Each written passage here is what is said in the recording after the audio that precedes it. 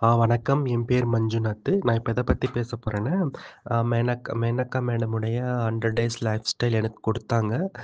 Coaching அத பத்தி தான் பேச போறேன். நான் first time madam online Facebook மூலியமா தான் எனக்கு மேடம் இன்ட்ரோடியூஸ் ஆனாங்க. அப்போ அவங்ககிட்ட கவுன்சிலிங் எடுத்தேன். 1 ஹவர் கவுன்சிலிங் எடுத்தேன்.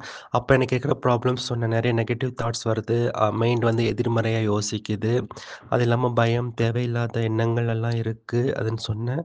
அப்புறம் மேம் சொன்னாங்க, மேம் சப்போர்ட்டிவா சொன்னாங்க. எப்படி இத ம சேஞ்ச் பண்றது? அப்படின்னு சொல்லிக் குடுத்தாங்க. ஸோ மைண்டையும், மனசையும் கண்ட்ரோல் பண்றது நம்ம கையில தான் இருக்குன்ட்டு, அத யூஸ் பண்ணி பிரபஞ்சத்துக்கிட்ட எப்படி எல்லாம் நமக்கு தேவை எப்படி கேட்கணுன்ட்டு சொல்லிக் குடுத்தாங்க. ஸோ நான் இந்த லைஃப் ஸ்டைல்ல சேரும்போது எனக்கு கொஞ்சம் கான்ஃபிடென்ட் இருந்தது. ஓகே நம்மளாலயும் சேஞ்ச் பண்ண முடியும்னுட்டு.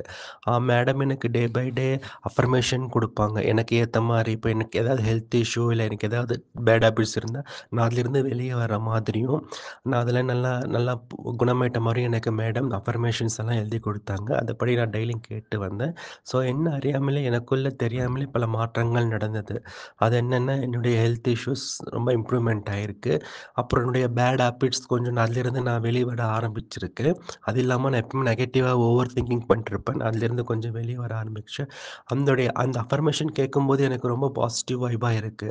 இப்போ என்னாலேயே பாசிட்டிவா திங்க் பண்ண முடியுது. ஸோ மைண்டையும், மனசையும் எப்படி கண்ட்ரோல் பண்ணிக்கிறதுன்னு நான் அந்த 100 டேஸ் லைஃப்ல தெரிந்துக்கிட்டேன். அது போக என்னுடைய ஹெல்த் இஷ்யூலயும் நல்ல இம்ப்ரூவ்மென்ட் இருக்கு. ன்னு சொல்ல ஆசைப்படுறேன். ரொம்ப தேங்க்ஸ் மெனக்கா மேம்.